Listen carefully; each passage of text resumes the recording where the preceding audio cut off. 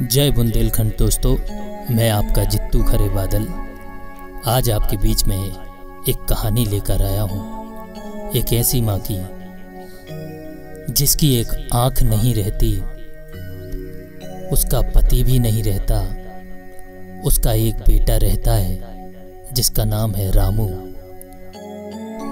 वह अपने पति के बनाए हुए मकान में रहती थी, जिसके कुछ कमरे किराए पर देकर घर चलाती थी। समय बीतता गया। एक दिन रामू ने अपनी माँ से कहा, माँ, मुझे पढ़ाई करने के लिए बाहर जाना है, मुझे पैसों की जरूरत है। उस माँ ने सुनकर उसको पैसा दे दिया। बस उसके पास एक घर ही रह जाता है। समय बीतता गया।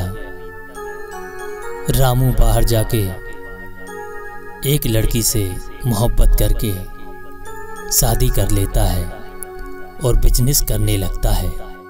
कुछ समय बाद उसे बिजनेस में घाटा लग जाता है।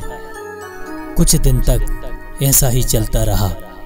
जब वो परेशान होने लगे तो उसकी पत्नी रामू से कहती है लड़ते हुए कि तुम अपने गांव का मकान बेच दो। तो रामू पत्नी से बोलता है, अगर मैं मकान बेच दूंगा तो मेरी माँ कहाँ रहेगी? पत्नी बोलती है, उनको भी यहीं बुला लो। रामू अपनी पत्नी की बात सुनकर कुछ दिनों बाद उस घर को बेच देता है और माँ को शहर बुला लेता है। कुछ दिन तक सब ठीक चलता है। कुछ दिनों बाद रामू की पत्नी रामू की माँ को बहुत तकलीफ देने लगती है। एक दिन रामू की पत्नी बोलती है रामू से, अपनी माँ को तुम वृद्धाश्रम भेजो या फिर मैं मायके जाऊंगी। रामू ने पूछा, ऐसा क्यों? पत्नी बोलती है, तुम्हारी माँ की एक आंख नहीं है। हमारे साथ की जो सहेली हैं मुझे बहुत चिढ़ाती हैं। रामू माँ की एक न सुनी पत्नी की बात मानकर माँ को वृद्धाश्रम छोड़कर आता है। माँ रो रो के बहुत तिल मिलाकर बोलती है रामू से, बेटा मैं कैसे रहूंगी तेरे बिन? पर रामू एक नहीं सुनता और जबरदस्ती उसको वृद्धाश्रम छोड़ के आता है। धीरे धीरे समय बीतता गया। रामू ने अपनी माँ को भुला दिया। कुछ दिनों बाद वृद्धाश्रम से फोन आता है रामू के पास कि आपकी माँ इस दुनिया में नहीं रही। अगर आप अपनी माँ के अंतिम दर्शन करना चाहो तो आ जाइए।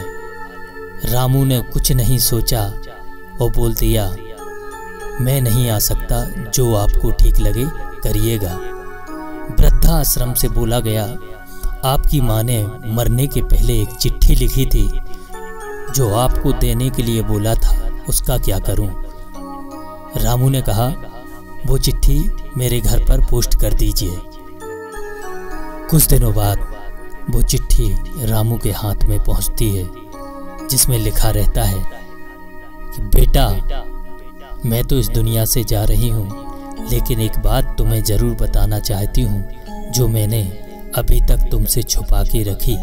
बेटा, जब तुमने पढ़ाई के लिए मुझसे पैसे मांगे थे तो घर के किराए से केवल अपना खर्चा ही चलता था। उस समय मैंने अपनी किडनी बेचकर तुम्हें पैसे दिए थे। और हाँ, बचपन में तुम गिर पड़े थे खेलते खेलते, तुम्हारी आंख फूट गई थी। तुम्हारे साथ के लड़के तुमको खूब चिढ़ाया करते थे एक आंख का बोलकर। कुछ दिन तक तुम घर से नहीं निकले। मैं तुमको डॉक्टर के पास लेकर गई तो डॉक्टर ने बोला, इनकी आंख का एक ही इलाज है, कोई अपनी आंखें दे दे। तो उस समय बेटा मैंने अपनी एक आंख तुमको दी थी। मेरी दोनों आंखें थीं, उस समय तुम्हारी एक आंख थी।